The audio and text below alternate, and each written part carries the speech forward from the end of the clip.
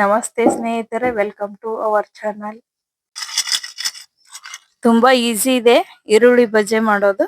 ನೀವು ಒಮ್ಮೆ ಮಾಡಿ ನೋಡಿ. ಬಜ್ಜಿ ಮಾಡೋದು ಹೇಗೆ ಅಂತ ಹೇಳ್ಕೊಡ್ತೀನಿ. ಈರುಳ್ಳಿನ ಸಣ್ಣಗೆ ಹೆಚ್ಚಿಟ್ಕೊಂಡಿರ್ಬೇಕು.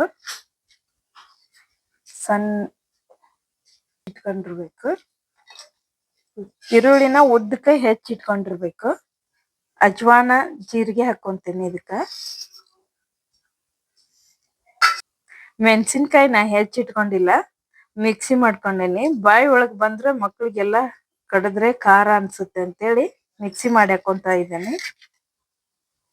ನಾನು ಇಲ್ಲೇ ಬಾಳ ಬಜ್ಜಿ ಮಾಡ್ತಾ ಇದ್ದೇನೆ. ನಮ್ಮ ಮನೆಯಲ್ಲಿ ಜಾಸ್ತಿ ಜನ ಇರೋದು.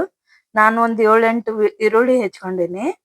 ಮೆಣಸಿನ್ಕಾಯಿ ಖಾರ ಬೇಕಂದ್ರೆ ಖಾರ ಹಾಕೋಬಹುದು. ನಾನು ಒಂದ್ ಸ್ವಲ್ಪ ಜಾಸ್ತಿನ ಖಾರ ಹಾಕೊಂಡಿದ್ದೇನೆ. ಇಲ್ಲಿ ಮೀಡಿಯಂ ಸೈಜಿನ 7 ಈರುಳ್ಳಿ ಹೆಚ್ಕೊಂಡಿದ್ದೇನೆ. ಈಗ ನಾನು ಇದಕ್ಕೆ ಹಸೆ ಕಡ್ಲೆ ಹಿಟ್ಟು ಹಾಕೊಂತ ಇದ್ದೇನೆ. ಸ್ವಲ್ಪ ಮನೆಯಲ್ಲಿರೋ ಮಸಾಲೆನ ಹಾಕೊಂಡಿದ್ದೇನೆ. ಚೆನ್ನಾಗಿ ಹಿಂಗ ಮಿಕ್ಸ್ ಮಾಡ್ಕೋಬೇಕು. ಸ್ವಲ್ಪನೇ ನೀರ್ ಹಾಕೊಂಡು ಕಲಸ್ಕೋಬೇಕು. ಸ್ವಲ್ಪ ಉದುರಾಗೆ ಇರ್ಬೇಕು, ಅಂದ್ರೆ ಚಲೋ ಇರ್ತೈತಿ. ಈರುಳ್ಳಿ ಬಜ್ಜಿ ಚೆನ್ನಾಗಿರ್ತೈತಿ.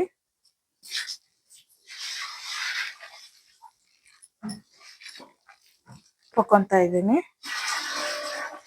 ರುಚಿಗೆ ಎಷ್ಟು ಬೇಕೋ ಅಷ್ಟು ಉಪ್ಪು ಹಾಕೋಬೇಕು.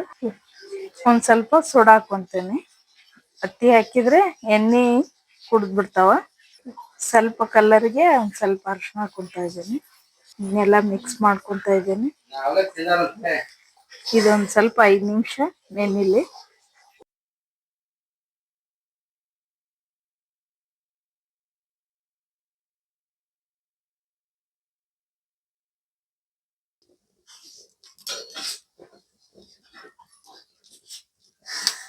ಎಣ್ಣೆ ಕಾದೈತೆ ಇಲ್ಲ ಅಂತ ಸ್ವಲ್ಪ ಹಾಕೊಂಡು ನೋಡ್ತಾ ಇದ್ದೇನೆ.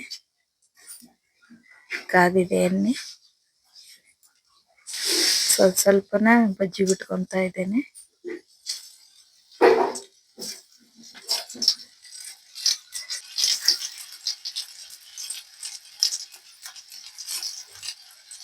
ನೋಡ್ಕೊಂಡು ಸ್ವಲ್ಪ ಕೈ ಹಾಕ್ಕೋಬೇಕು.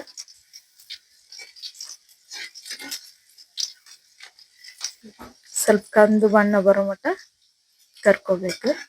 ಅಂದ್ರೆ ಈರುಳ್ಳಿ ಸ್ವಲ್ಪ ಕರ್ಮ್ ಅಂತ ಟೇಸ್ಟ್ ಆಗಿರುತ್ತೆ. ಈ ತರ ಆಗಿರ್ಬೇಕು.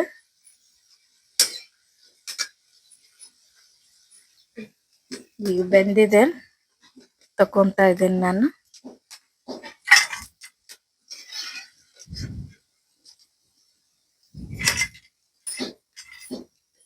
ನಿಮಗೂ ಈರುಳ್ಳಿ ಬಜ್ಜಿ ಇಷ್ಟ ಆದ್ರೆ ಲೈಕ್ ಮಾಡಿ, ಶೇರ್ ಮಾಡಿ, ಕಮೆಂಟ್ ಮೂಲಕ ತಿಳಿಸಿ.